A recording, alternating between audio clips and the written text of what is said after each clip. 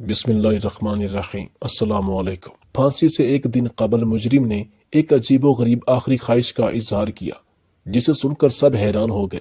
اس نے سلطان صلاح الدین ایوبی رحمۃ اللہ علیہ سے کہا کہ ہر پھانسی کے مجرم کی طرح میری بھی آخری خواہش ہے، گر ہو سکے تو میری آخری خواہش پوری کر دیجیے۔ میں مرنے سے پہلے اپنی بیوی سے جنسی ملاپ کرنا چاہتا ہوں، یعنی ہم بستری کرنا چاہتا ہوں۔ تمام سپاہی اور سلطان صلاح الدین ایوبی رحمۃ اللہ علیہ نے جب یہ سنا تو حیران ہو گئے کہ کیسا عجیب شخص ہے کہ مرنے سے پہلے بھی ایسے خیالات اپنے دماغ میں بسائے بیٹھا ہے۔ ابھی لوگ عجیب و غریب چہم گوئیاں کر رہے تھے اور سلطان کے ذہن میں بھی کئی سوالات آ رہے تھے، کیونکہ ایسے موقع پر ایسی آخری خواہش کرنا کہ جس کے بارے میں کوئی بھی مرنے والا شخص سوچ بھی نہیں سکتا۔ اس پھانسی کے مجرم کی یہ بات سن کر ہر کسی کے ذہن میں عجیب و غریب سوالات جنم لینے کا عمل قدرتی عمل تھا۔ جب اس پھانسی کے نوجوان ملزم عبدل بن جبار نے سلطان کے ماتھے پر پڑتے ہوئے بال دیکھے اور دیگر لوگوں کی چہم گوئیاں اور رویے دیکھے تو ایک دم سے بول اٹھا کہ آپ تمام لوگ اور بادشاہ سلامت نہ جانے میرے بارے میں کیا سوچ رہے ہوں گے، لیکن حقیقت یہ ہے کہ میری شادی کو ابھی چند دن ہی ہوئے ہیں اور سہاگ رات والے دن میری بیوی کے والد کی طبیعت کافی زیادہ بگڑ گئی تھی۔ تو جیسے ہی میں بارات لے کر اپنے گھر پہنچا تو کچھ ہی دیر بعد مجھے یہ اطلاع ملی تھی کہ میری زوجہ شمسہ کے والد کی طبیعت کافی بگڑ چکی ہے۔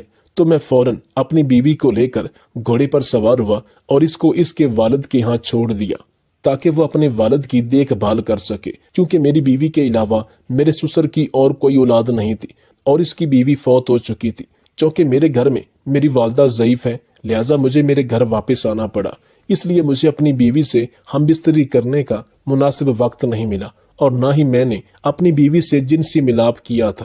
چونکہ اس کے والد کی طبیعت سنبھلنے کے بعد وہ صرف چند دن ہی میرے گھر رہی تھی اور ان چند دنوں میں میرے بڑے بھائی کو فالج ہو چکا تھا، لہٰذا میں اس کی دیکھ بھال کے لیے اپنے بڑے بھائی جو کہ میرے والد کی جگہ ہیں انہیں مختلف حکیموں کے پاس ان کا علاج کروانے کے لیے لے جاتا رہا، تو مجھے اپنی بیوی سے یہ فعل کرنے کا وقت ہی نہیں ملا۔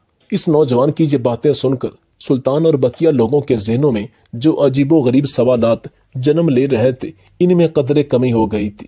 پھر سلطان صلاح الدین ایوبی رحمۃ اللہ علیہ نے اس سے کہا کہ جیسا کہ تم بخوبی جانتے ہو کہ ایک دن بعد تجھے پھانسی پر چڑھا دیا جائے گا، تو بہتر نہیں کہ تم اللہ کو یاد کرو اور اپنے کیے گئے قتل کی اللہ سے معافی مانگو۔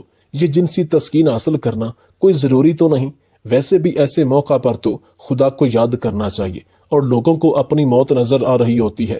تم بہت ہی عجیب نوجوان ہو۔ پھانسی کے ملزم عبدل بن جبار نے کہا کہ سلطان معظم، میں یہ آخری خواہش اس لیے کر رہا ہوں کہ میں اپنی بیوی سے اور میری بیوی مجھ سے بہت محبت کرتے ہیں اور میری منگنی کو 4 سال گزر گئے تھے۔ میں نے اور میری بیوی نے چھوٹے چھوٹے بہت خواب سجائے تھے، اس لیے سلطان معظم میں تو اس دنیا سے چلا جاؤں گا، لیکن اس جنسی عمل کے بعد انشاءاللہ میری بیوی حاملہ ہو جائے گی اور میرا بیٹی یا بیٹا پیدا ہوگا، جس سے میری بیوی کے پاس میری نشانی رہ جائے گی اور میری نسل بڑھ جائے گی۔ لیکن ایک عام سے سپاہی سے لے کر سلطان صلاح الدین ایوبی اور دیگر قاضی صاحبان کوئی بھی یہ نہیں سوچ سکتا تھا کہ پھانسی کے اس مجرم عبدل بن جبار کا یہ جنسی عمل کرنے سے وہ بے گناہ ثابت ہو جائے گا۔ یہ انتہائی حیران کن اور سچا واقعہ ہے۔ اس مجرم کی ساری بات سن کر سلطان نے قاضی صاحبان اور قید خانے کے جیلر سے مشورہ کیا اور ان کے مشورے کے بعد سلطان نے اس پھانسی کے مجرم کو اپنی بیوی کے ساتھ ایک رات، یعنی کہ یہ اس کی آخری رات تھی، کل اس کو پھانسی دینی تھی، اس رات میں اسے اپنی بیوی سے جنسی عمل کرنے کی اجازت دے دی گئی۔ یہ کہہ کر سلطان صلاح الدین ایوبی رحمۃ اللہ علیہ واپس اپنے محل میں لوٹ گئے، کیونکہ انہوں نے اگلے دن دیگر لوگوں کے مقدمات بھی سننے تھے اور یہ ساری ذمہ داری اس جیلر کے کندھوں پر تھی۔ یہ جیلر عقل مند اور شیطانی دماغ کا مالک تھا۔ جیلر کو یہ لگا کہ وہ ملزم اپنی بیوی سے آخری بار لذت حاصل کرنا چاہتا ہے، لیکن وہ مجرم کے اصل مقصد کو نہیں جانتا تھا، لہٰذا اس جیلر نے دل میں سوچا کہ ان حسین لمحات سے میں خود بھی لطف اندوز ضرور ہوں گا، یعنی کہ جب یہ میاں بیوی ہم بستری کر رہے ہوں گے تو میں چھپ کر اپنی آنکھوں سے دیکھوں گا۔ اس جیلر نے قید خانے کی اس زندان یعنی کہ اس جیل کے اندر مجرم کو اپنی بیوی سے ہم بستری کرنے سے منع کر دیا اور کہا کہ تم دونوں میاں بیوی کے لیے اس قید خانے میں الگ کمرہ ہے، تم اپنی رات اپنی بیوی کے ساتھ اس کمرے میں گزارو گے۔ مجرم نے بھی ہاں کر دی۔ اس نے کہا مجھے کوئی فرق نہیں پڑتا کہ آپ کسی کمرے میں بولیں یا زندان میں یعنی جیل میں۔ اس جیلر نے اس کمرے کے اندر ایک ایسی جگہ بنوائی جہاں یہ خود چھپ کر بیٹھے اور ان دونوں میاں بیوی کے جنسی عمل کو اپنی آنکھوں سے دیکھ کر لطف اندوز ہو سکے۔ آخرکار وہ وقت بھی آ گیا جب اس کی بیوی آخری ملاقات کے لیے اپنے شوہر سے ملنے کے لیے آئی۔ اس وقت جیلر نے اپنے ساتھ ایک سپاہی کو بھی اسی کمرے میں بٹھا لیا تاکہ ہم دونوں مل کر اس ملزم کے اپنے بیوی کے ساتھ کیے گئے عمل کو دیکھ کر لطف اندوز ہوں گے۔ حتیٰ کہ جب سلطان صلاح الدین ایوبی رحمت اللہ علیہ نے اس سے پوچھا تھا کہ تم نے اپنے عزیز دوست کا قتل کیوں کیا تھا تو یہ اس طرح خاموش ہو گیا کہ جیسے اس کی زبان پر تالا لگ چکا ہے۔ حتیٰ کہ قاضی صاحبان کے سامنے، عدالت میں بھی بڑے قاضی کے سامنے اس نے اس بات کا اقرار کیا کہ وہ قاتل ہے، لیکن قتل کی وجہ ادھر بھی کسی کو نہیں بتائی۔ اس جیلر نے بھی کوشش کی اور آج اس حافظ قرآن ایماندار سپاہی نے بھی بہت کوشش کی کہ وہ اس سے یہ راز جان سکیں کہ اس نے اپنے عزیز دوست کا قتل کیوں کیا تھا، لیکن اس نے کچھ نہ بتایا اور صرف یہی اقرار کیا کہ میں قاتل ہوں۔ لیکن مقتول کے گھر والوں نے ایک ہنگامہ کھڑا کر رکھا تھا۔ ان کے مطابق منیر احمد عبد الجبار کا بچپن کا دوست تھا۔ لوگ ان کی دوستی کی مثال دیا کرتے تھے اور ان کے درمیان کبھی بھی کسی قسم کا جھگڑا نہیں ہوا تھا۔ ان دونوں دوستوں یعنی عبد بن جبار اور منیر احمد کا بہت زیادہ یارانہ تھا۔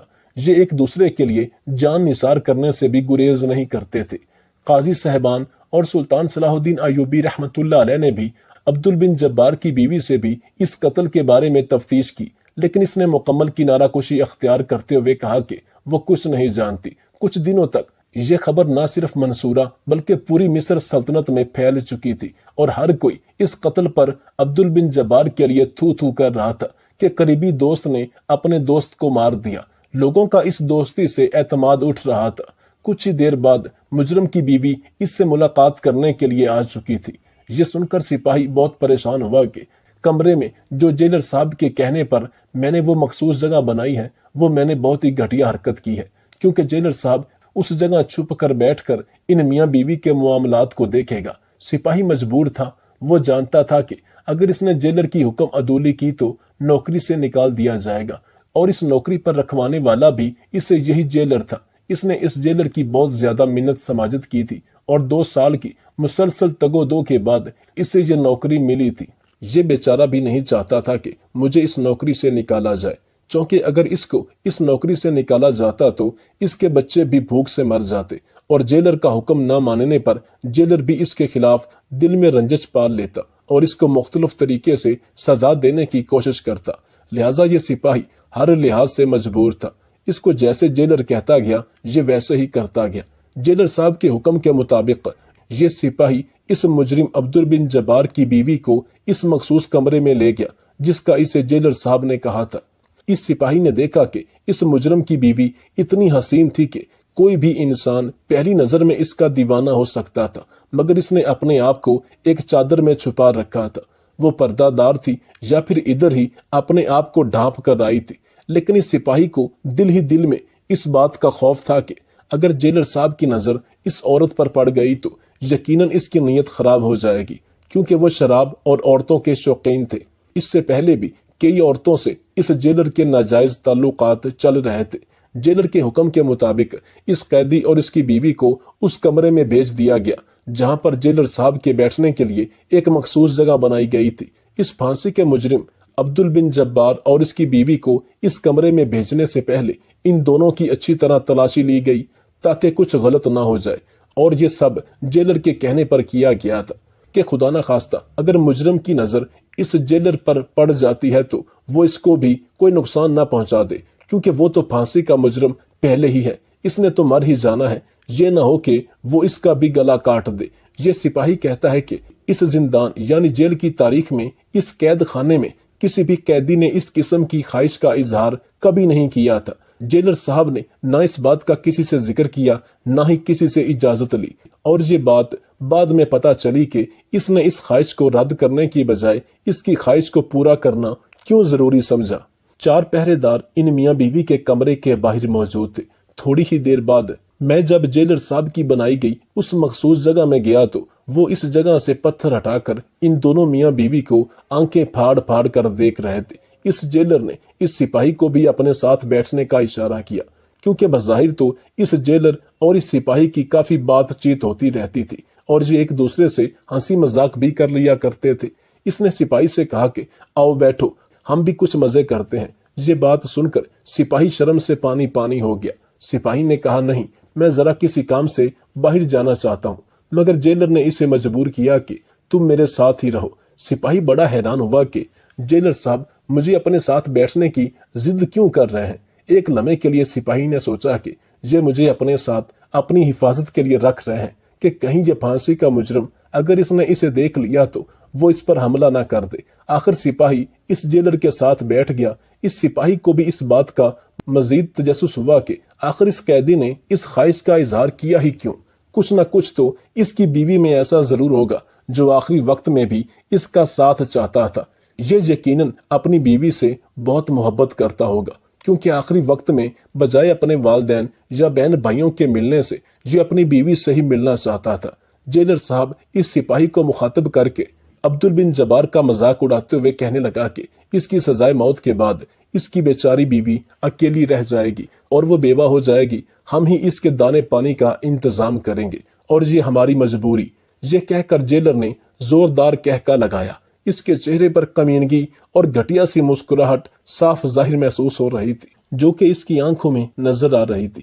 اس جیلر کے ارادے بھی کچھ نہ کچھ تو یہ سپاہی بھی جانتا تھا کہ جیلر صاحب کے کیا ارادے ہیں۔ سپاہی جانتا تھا کہ اس قیدی کی موت کے بعد یہ جیلر عبدل بن جبار کی بیوی کے ساتھ ناجائز تعلق قائم کرنے کی پوری کوشش کرے گا اور اپنے اثر و رسوخ کو استعمال کرتے ہوئے یہ کامیاب بھی ہو جائے گا۔ خیر اس بات کا اس سپاہی کو کچھ یقین تو تھا نہیں، یہ صرف اس سپاہی کے اندازے ہی تھے۔ ہو سکتا ہے کہ اس سپاہی کا خیال غلط ہو، لیکن اس سپاہی کو اس بات کا وہم سا ہو گیا کہ ایک عزت دار عورت اس ناپاک جیلر کا شکار ہونے والی ہے۔ یہ سپاہی خود شادی شدہ تھا، یہ ہر بات کو اچھی طرح سمجھتا تھا کہ میاں بیوی کا پردہ کیا ہوتا ہے اور اس کی شریعت کے مطابق کیا سزا و جزا ہے، لیکن اسے جیلر صاحب نے زبردستی اپنے ساتھ بٹھایا۔ جیلر نے اس سپاہی سے اپنے بیٹھنے کی جگہ اس کمرے کے عین اس مقام پر بنوائی جہاں سے ان میاں بیوی کی ہر چھوٹی سے چھوٹی بات اور ہر عمل کو دیکھا جا سکتا تھا۔ وہ میاں بیوی جو بھی حرکت کرتے اور جو کچھ بولتے وہ اس سپاہی اور جیلر صاحب کو آسانی سے دکھائی اور سنائی دے رہا تھا۔ جیلر صاحب ان دونوں میاں بیوی کو بڑے ہی غور سے دیکھ رہا تھا، جبکہ یہ سپاہی کبھی ادھر دیکھتا تو کبھی ادھر، کیونکہ شرمندگی سے اس کی نظریں نیچے جھکی جا رہی تھی۔ اچانک اس قیدی نے اپنی بیوی کو ہاتھ سے پکڑ کر بستر پر بٹھایا۔ اس کے چہرے سے عورت کا چہرہ نظر آتے ہی جیلر کے منہ سے بہت ہی گھٹیا الفاظ نکلے جو یہ سپاہی بیان نہیں کر سکتا۔ پھر اچانک اس سپاہی اور جیلر کے کانوں میں ان دونوں میاں بیوی کی آوازیں آنے لگی، جن سے یہ دونوں بہت زیادہ متوجہ ہو گئے۔ وہ میاں بیوی آپس میں گفتگو کر رہے تھے۔ اس گفتگو کے دوران اس کی بیوی نے ایسی حرکت کی جس نے سپاہی اور جیلر کو حیران کر دیا۔ جیلر صاحب اس کمرے میں بنائی گئی خفیہ جگہ سے اٹھے اور دوسرے دروازے سے بھاگ کر ان میاں بیوی کے پاس جا پہنچے۔ پیچھے پیچھے یہ سپاہی بھی اس کمرے میں جا پہنچا۔ جب سپاہی اور یہ جیلر اس کمرے کے اندر داخل ہوئے تو قیدی بستر پر پڑا تھا۔ اس کی سانسیں بڑی تیزی سے چل رہی تھی۔ عورت نے اپنے جسم کو چادر سے ڈھک لیا۔ جیلر نے آؤ دیکھا نہ تاؤ عورت کو پکڑ کر زبردستی کھینچتے ہوئے اپنے دوسرے کمرے میں لے گیا۔ جو کچھ اس عورت نے اپنے شوہر کے ساتھ کیا تھا، اس کے بعد جیلر اسے کسی صورت بخشنے والا نہیں تھا۔ سپاہی نے قیدی کو بیٹھنے کا اشارہ کیا، خود بھی اس کے سامنے بیٹھ گیا۔ آج پہلی دفعہ قیدی کی کھلی ہوئی آواز سپاہی ٹھیک سے سن رہا تھا، چونکہ اس سے پہلے وہ بولتا ہی نہیں تھا، بس چپ چاپ گمنام رہتا تھا۔ سپاہی نے اس قیدی سے کہا، اپنے بارے میں سچ سچ بتاؤ، تم اس جیلر کو نہیں جانتے، یہ بہت ہی گھٹیا اور ظالم انسان ہے۔ تمہارے پاس اب بھی موقع ہے، بعد میں کچھ نہیں کر پاؤں گا، مجھے حقیقت سے آشنا کر دو۔ تم نے اپنے عزیز دوست کو کیوں مارا؟ کیوں تم نے اس کا قتل کیا؟ اور آخر میں تم نے اپنی بیوی کو ملاقات کے لیے کیوں مجبور کیا اور ایسی عجیب و غریب اور انوکھی خواہش کا اظہار کیوں کیا؟ قیدی اب بھی سپاہی کے سامنے خاموش رہا اور کسی بات کا جواب نہ دیا۔ سپاہی نے اس سے کہا کہ تم میاں بیوی میں جو بھی گفتگو ہوئی ہے وہ میں اور جیلر سن چکے ہیں۔ تم اب بھی اگر اپنے جرم کا اعتراف نہیں کرو گے اور سچ سچ نہیں بتاؤ گے تو یہ ساری باتیں دنیا کے سامنے آ جائیں گی، تمہاری بیوی کی عزت بھی پامال ہو جائے گی اور دنیا دیکھے گی کہ تم دونوں کے درمیان کیا ہوا۔ اس لیے بہتر یہی ہے کہ تم مجھے وہ وجہ بتا دو جس کی وجہ سے تم اس قید خانے میں ہو۔ سپاہی کی یہ بات کہ میں نے اور جیلر صاحب نے تم دونوں میاں بیوی کی تمام حرکات و سکنات اور ہونے والی گفتگو کو اپنے کانوں سے سن لیا ہے، یہ سوچتے ہی اس قیدی عبدل بن جبار کے چہرے پر عجیب سا تاثر آیا تھا۔ اس کے بعد اس نے آہستہ آہستہ سب کچھ بتانا شروع کیا۔ اس کا نام عبدل بن جبار تھا، وہ منصورہ کے قبیلے جمگر کا رہائشی تھا۔ منیر احمد اس کا بچپن کا جگری دوست اور رشتہ دار تھا جسے یہ اپنی زندگی سے بڑھ کر چاہتا تھا۔ دونوں نے ایک ساتھ مدرسے کی تعلیم حاصل کی اور اس کے بعد ایک ہی جگہ پر دونوں نوکری کرتے تھے۔ نوکری کرنے کے بعد جب عبدل بن جبار کے گھر کے حالات کچھ ٹھیک ہوئے تو اس کے گھر والوں نے اس کی شادی کے بارے میں سوچا۔ اس کی والدہ نے اپنی ہی پسند کی لڑکی اپنے بیٹے کے لیے تلاش کی۔ یوں عبدل بن جبار کی زندگی میں شمسہ نامی لڑکی آئی۔ بڑے ہی دھوم دھام سے ان دونوں کی شادی ہوئی اور شادی پر سب سے زیادہ اگر کوئی خوش تھا تو وہ اس کا اپنا دوست منیر احمد تھا۔ شمسہ اپنے ساتھ ایک اچھی قسمت بھی لائی اور شادی کے بعد عبدل بن جبار نے اپنا کاروبار شروع کر لیا تھا۔ اس نے نوکری چھوڑ دی تھی اور منیر احمد کو بھی اپنے اس کاروبار میں شامل کر لیا تھا۔ عبدل بن جبار ایک تیز ذہن کا مالک اور محنتی انسان تھا، جبکہ اس کے نسبت منیر احمد کند ذہن اور بے دھیانی کے عالم میں رہنے والا انسان تھا، کیونکہ منیر احمد کا دماغ اس کاروبار کو ترقی دینے کے علاوہ باقی کئی اور چیزوں میں تھا۔ اس لیے اس کاروبار کو ترقی دینے میں سب سے زیادہ محنت عبدل بن جبار کی تھی۔ وہ بعض دفعہ تجارت کی غرض سے دوسرے شہروں میں بھی چلا جاتا لیکن منیر احمد کو تکلیف نہ دیتا۔ عبدل بن جبار کی والدہ اپنے بڑے بیٹے کے ساتھ رہنا شروع ہو چکی تھی۔ عبدل بن جبار اور شمسہ گھر میں تنہا رہتے تھے۔ کاروبار کو زیادہ وقت دینے کی وجہ سے عبدل بن جبار کے لیے کچھ مسائل بھی تھے۔ اسے اپنے کاروبار کو زیادہ ٹائم دینا پڑتا تھا، جبکہ اس کا جگری دوست منیر احمد مرضی سے کاروبار کرتا، جب جی چاہتا آ جاتا، جب جی چاہتا گھر واپس چلا جاتا۔ اس لیے منیر احمد کاروباری معاملات میں زیادہ وقت نہیں دیتا تھا اور اس پر اتنا زیادہ دباؤ بھی نہیں تھا۔ لہٰذا عبدل بن جبار اپنے گھر کے کام کاج کے سلسلے میں اپنے دوست منیر احمد کی مدد لیتا اور دینار دے کر شمسہ کو سبزی اور باقی ضرورت کی اشیاء وغیرہ منگوا دیتا۔ سب کچھ ٹھیک چل رہا تھا، لیکن آہستہ آہستہ شمسہ کا رویہ عبدل بن جبار کے ساتھ عجیب و غریب ہو گیا۔ شمسہ عبدل بن جبار سے بات کرتے ہوئے ہچکچاتی تھی۔ ان دونوں کے درمیان عجیب سی دوری پیدا ہو چکی تھی۔ گھر میں بھی خاموش رہنے لگے۔ عبدل بن جبار اس بات کو بہتر طریقے سے محسوس کر رہا تھا کہ شمسہ پریشان ہے۔ عبدل بن جبار بھی اپنے بڑے بھائی کے فالج کی دوا لینے کے لیے اسے اکثر اوقات حکیموں کے پاس لے جاتا رہتا تھا اور گھر میں بہت ہی تھوڑا وقت دیتا تھا۔ جب اس نے شمسہ کو پریشان دیکھا تو سوچنے لگا کہ کوئی نہ کوئی ایسی بات ضرور ہے جو شمسہ مجھ سے چھپا رہی ہے، اور پھر ایک دن عبدل بن جبار نے شمسہ سے اس کی پریشانی کی وجہ پوچھی تو اس نے جو وجہ بتائی وہ عبدل بن جبار کے وہم و گمان میں بھی نہیں تھی۔ شمسہ نے اپنے شوہر کو بتایا کہ آپ کا جگری دوست منیر احمد مجھے تنگ کر رہا ہے، مجھ پر بری نظر رکھتا ہے۔ میں کب سے آپ کو بتانے کی کوشش کر رہی تھی، لیکن آپ اکثر اوقات اپنے بڑے بھائی کے علاج معالجے میں مصروف رہتے ہیں۔ میں آپ کو پریشان نہیں کرنا چاہتی تھی، کیونکہ آپ پہلے ہی اپنے بھائی اور کاروباری معاملات کی وجہ سے الجھے رہتے ہیں، اور میری ہمت بھی نہیں ہو رہی تھی کیونکہ منیر احمد آپ کا بچپن کا دوست ہے اور آپ یہ سن نہ پائیں گے۔ یہ سن کر عبدل بن جبار غصے سے پاگل ہو گیا۔ اسے اپنی بیوی بہت عزیز تھی، ساتھ ساتھ اپنے دوست کی دوستی بھی عزیز رکھتا تھا۔ وہ اپنی بیوی سے کہنے لگا کہ تجھے کوئی غلط فہمی ہوئی ہے، مگر شمسہ نے کہا میں نے خود یہ بات محسوس کی ہے اور میں کوئی بچی نہیں، اور مجھے کیا پڑی کہ تم دوستوں کے درمیان غلط فہمی پیدا کرو۔ اگلے دن معمول کے مطابق اس نے منیر احمد کو کچھ دینار دے کر سودا بتایا اور اس نے واپسی پر شمسہ کے لیے گھر لے جانے کے لیے کچھ سامان بھی دیا۔ منیر احمد جیسے ہی دینار لے کر وہاں سے روانہ ہوا تو عبدل بن جبار کے دل میں خیال آیا کہ اس کا پیچھا کرنا چاہیے اور دیکھنا چاہیے کہ شمسہ نے جو کہا وہ درست ہے یا اس کا گمان ہے۔ وہ اپنے گھر کے دروازے پر پہنچا اور اندر جھانک کر دیکھا تو منیر احمد اور شمسہ گفتگو میں مصروف تھے۔ عبدل بن جبار نے کان لگا کر ان کی باتیں سننا شروع کی۔ شمسا اسے کہہ رہی تھی کہ منیر احمد بس بہت ہو گیا، اب تم اپنی حد میں رہو، اور منیر احمد اس سے کہہ رہا تھا کہ اگر اس نے اس کی بات نہ مانی تو وہ زبردستی ہر حد پار کرے گا۔ ایک لمحے میں ہی عبدل بن جبار کی نظر میں دودھ کا دودھ اور پانی کا پانی ہو گیا۔ اس کے سامنے ساری حقیقت آ چکی تھی۔ اب وہ یہ بات جان چکا تھا کہ شمسا آخر پریشان کیوں تھی، اور شمسا نے میرے دوست کے متعلق جو کہا وہ بالکل سچ تھا۔ جس دوست پر اسے بہت مان تھا، جس پر اسے بھروسہ تھا، جس کو وہ اپنے گھر بھیجتا اور اسے اپنے گھر کا ایک فرد سمجھتا تھا، جسے وہ اپنے بھائیوں سے بڑھ کر چاہتا تھا، جس دوست پر وہ اتنا مان کرتا تھا، جس دوست کی ساری دنیا مثالیں دیتی تھی، وہی دوست اس کی پیٹھ پیچھے خنجر گھونپ رہا تھا۔ عبدل بن جبار واپس الٹے قدموں اپنی کاروباری جگہ پر آیا اور 2 دن تک اس بات کو بھول نہ پایا۔ اس نے اپنے جگری دوست کی زندگی ختم کرنے کا فیصلہ کیا۔ جب شمسا اپنے میکے گئی ہوئی تھی تو اس نے منیر احمد کو اپنے گھر بلایا تاکہ کچھ گپ شپ ہو جائے اور اس کا اکیلا پن دور ہو جائے۔ اس نے منیر احمد کے لیے مشروب بنایا اور منیر احمد کی پیالی میں زہر کی دوا ملا دی۔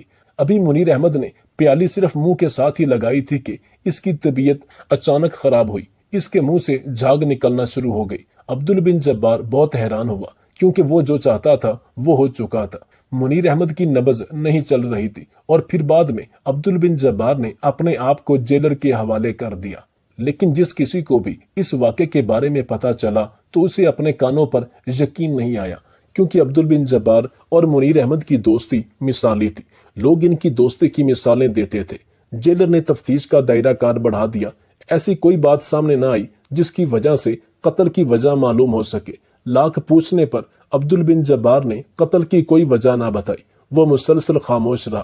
جیلر اور سپاہیوں نے اس کی بیوی شمسا کے بیانات بھی لیے، لیکن وہ اس وقت گھر پر موجود نہیں تھی اور میکے گئی ہوئی تھی، اس لیے اس سے زیادہ پوچھ گچھ نہ ہو سکی۔ شمسا کو بھی اس بات کا یقین نہیں تھا کہ اس نے منیر احمد کے خلاف اپنے شوہر کے کان تو ضرور بھرے تھے، لیکن وہ یہ نہیں جانتی تھی کہ وہ اس کی زندگی ختم کر دے گا۔ 4 مہینے کیس چلنے کے بعد عبدل بن جبار کو سزائے موت سنا دی گئی، مگر حیرت کی بات یہ تھی کہ سزا سننے کے بعد عبدل جبار کی آنکھوں سے آنسو نہیں گرا تھا، نہ ہی یہ پریشان ہوا، نہ ہی اس نے معافی کی بھیک مانگی۔ اور پھر مرنے سے اچانک ایک دن قبل اس نے اپنی بیوی سے ملاقات اور اپنی آخری خواہش پوری کرنے کا اظہار کیا۔ پہلے تو اس نے کہا کہ وہ اپنی بیوی سے جنسی عمل کرنا چاہتا ہے، کیونکہ اس سے پہلے ان لوگوں نے کبھی ہم بستری نہیں کی تھی، چونکہ شادی کی رات ہی اس کی بیوی کے والد کی طبیعت کافی زیادہ بگڑ چکی تھی، جس کی وجہ سے عبدل بن جبار اسے اپنے گھوڑے پر اپنے ساتھ بٹھا کر اپنی بیوی کو اس کے والد کی دیکھ بھال کے لیے چھوڑ آیا تھا، اور اگلے دن یہ اپنے بھائی کے بڑھتے ہوئے فالج کی وجہ سے اس کو دیگر حکیموں کے پاس لے جاتا رہا اور اس کا علاج کرواتا رہا۔ اسی بیچ اس کی تجارت کی مصروفیات بھی بڑھ گئی تھی، جس کی وجہ سے وہ دونوں میاں بیوی ہم بستری نہ کر سکے تھے۔ لیکن اب وہ اپنی بیوی سے ہم بستری اس لیے کرنا چاہتا تھا کہ اللہ تعالیٰ اس کی نسل کو بڑھائے۔ یہ اگر پھانسی کی سزا پر چڑھ بھی جائے تو اس کی بیوی کے پاس اس کی کوئی نہ کوئی نشانی ہو اور اس کا نام اس دنیا میں باقی رہے، یعنی اس کی نسل بڑھتی رہے۔ جیلر نے سلطان صلاح الدین ایوبی رحمت اللہ علیہ کے کہنے پر اس کی خواہش پوری کی، لیکن جیلر صاحب اور میں یہی سمجھ رہے تھے کہ اسے اپنی بیوی سے محبت ہے اور آخری بار وہ اپنی بیوی سے ملنا چاہتا ہے، اس کے ساتھ دکھ سکھ کرنا چاہتا ہے، شاید اس سے پہلی اور آخری بار لذت حاصل کرنا چاہتا ہے۔ لیکن اس رات جب میں نے اور جیلر صاحب نے ان دونوں میاں بیوی کے بستر کے مناظر دیکھے جو کہ کچھ اور ہی بیان کر رہے تھے، جب اس کی بیوی اس کے سامنے آئی تو اس نے اپنی بیوی کو اپنے سامنے بٹھایا اور کہا، تمہارا سچ میرے سامنے آ چکا ہے۔ اور پھر یہ کہتے ہوئے اس نے اپنی بیوی کے لباس کو اپنی طرف کھینچا اور کہا کہ تجھے بڑا شوق ہے بے آبرو ہونے کا، میں تجھے بے آبرو کروں گا۔ میں حقیقت جان چکا ہوں کہ گناہ گار منیر احمد نہیں بلکہ تم تھی۔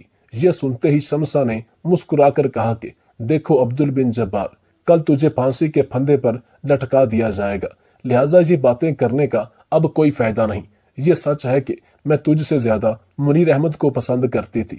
میں نے تو تم سے شادی بھی اس لیے کی تھی اور اسی لیے میں نے تمہارے ساتھ ایک رات بھی ہم بستری نہیں کی، کیونکہ میں منیر احمد کے ساتھ یہ جنسی عمل کرنا چاہتی تھی، کیونکہ وہ تمہاری نسبت ہزاروں گنا خوبصورت ہے اور میں اپنے پیٹ میں اس کا ہی بچہ پالنا چاہتی تھی۔ اسی وجہ سے میں نے بہانے سے کبھی تمہیں اپنے نزدیک نہیں آنے دیا۔ اس لیے میں منیر احمد کو اپنی طرف بلانے لگی تھی، مگر وہ ہر بار تمہاری دوستی کو درمیان میں لے آتا۔ مجھے اس بات سے بڑی چڑ ہوتی اور غصہ بھی آتا۔ وہ تجھے دھوکہ نہیں دینا چاہتا تھا اور اپنی وفاداری نبھا رہا تھا۔ جب میں نے دیکھا کہ یہ میرے جال میں پھنسنے والا نہیں تو اسے ختم کرنے کا منصوبہ بنایا کہ جب منیر احمد میرا نہیں ہو سکا تو کسی دوسری عورت کے ساتھ اپنا گھر بھی نہ بنا سکے، لہٰذا میں نے سب سے پہلے منیر احمد کے خلاف تمہارے کان بھرے تاکہ بچپن کی یہ دوستی ختم ہو جائے۔ جب منیر احمد کو تم نے اپنے گھر بلایا تھا تو میں نے تمہاری جیب میں زہر دیکھا تھا اور مجھے یقین سا ہو گیا تھا کہ تم یہ زہر منیر احمد کو مارنے کے لیے ہی لایا ہے۔ اس لیے میں اپنے والد کے گھر جان بوجھ کر گئی تھی۔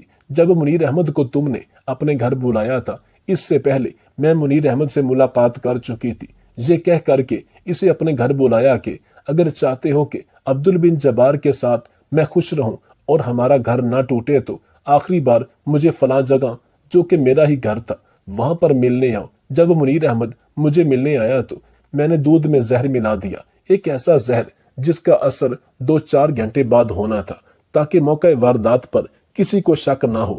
حقیقت یہ ہے کہ اس کی قاتل میں ہوں، تم نہیں۔ اگر اسے تو نہ بھی مارتا تب بھی اس نے مر ہی جانا تھا۔ عبدل بن جبار یہ سن کر ہکا بکا ہوا اور شمسا سے کہا تب ہی میں سوچوں کہ میرے زہر دینے سے پہلے ہی اس کی طبیعت خراب کیوں ہوئی، اور ابھی تو اس نے پیالی کو صرف منہ ہی لگایا تھا اور وہ مر گیا، جبکہ حکیم نے بھی بتایا تھا کہ لاش کا معائنہ کرنے کے بعد اس کی موت کی وجہ زہر ثابت ہوئی تھی جو کہ میں اسے دینے والا تھا، مگر میں نے تمہاری خاطر قتل کے الزام کو اپنے سر لے لیا۔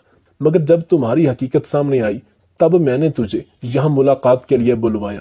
تو نے میرے بچپن کے بھائیوں جیسے دوست کو قتل کر دیا اور مجرم میں بن گیا۔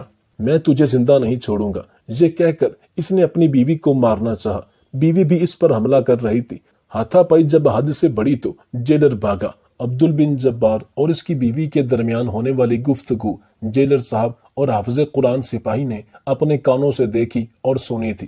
اس طرح عبدل بن جبار کو یہ بات پتا تھی کہ ہم دونوں میاں بیوی کی باتیں اس کمرے میں خفیہ جگہ پر موجود جیلر صاحب اور یہ سپاہی سن رہا تھا، لہٰذا جیلر صاحب کو اس بات کا حقیقی علم ہو گیا کہ اصل مجرم کون تھا۔